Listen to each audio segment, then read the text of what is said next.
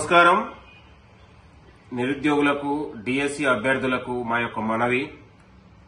ఇవాళ ప్రభుత్వం పేద పిల్లలకు పంతులను పంపించాలని, టీచర్లు ఇవ్వాలనే ఆలోచనతోని జూలై 17న జరిగే డిఎస్సి పరీక్షకు ఎంతోమంది చాలామంది ఉన్నటువంటి మేము ఒక టీచర్ కావాలనే ఆశతో ఉన్నటువంటి నిరుద్యోగ యువతకు ప్రభుత్వం ఒక మంచి అవకాశం కల్పిస్తా ఉంది.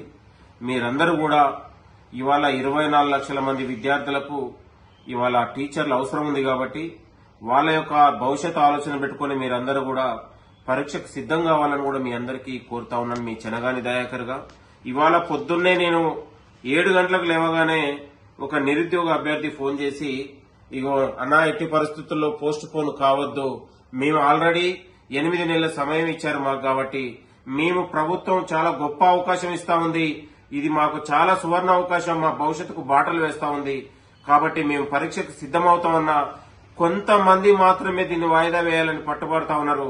అది కరెక్ట్ కాదు. 11,000 పైచిలకు ఇవాళ నిరుద్యోగులకు అవకాశం రాబోతా ఉంది.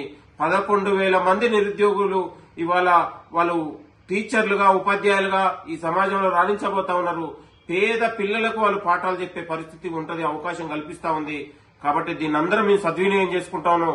ముఖ్యమంత్రి రేవంత్ రెడ్డి గారు ఇది ఒక గొప్ప అవకాశం కల్పించాడని నిరుద్యోగ యువత సంబరాలు పడతా ఉంటే, కొంతమంది దీన్ని ముట్టర్ల పేరు మీద, అల్లర్ల పేరు మీద కొంతమంది దీన్ని తప్పుదోవ పట్టించి నిరుద్యోగుల మధ్యలో కొంతమంది దీన్ని ఇబ్బంది చేసే ప్రయత్నం కల్పిస్తా ఉంది. కాబట్టి దీన్ని ఎవరు నమ్మొద్దు.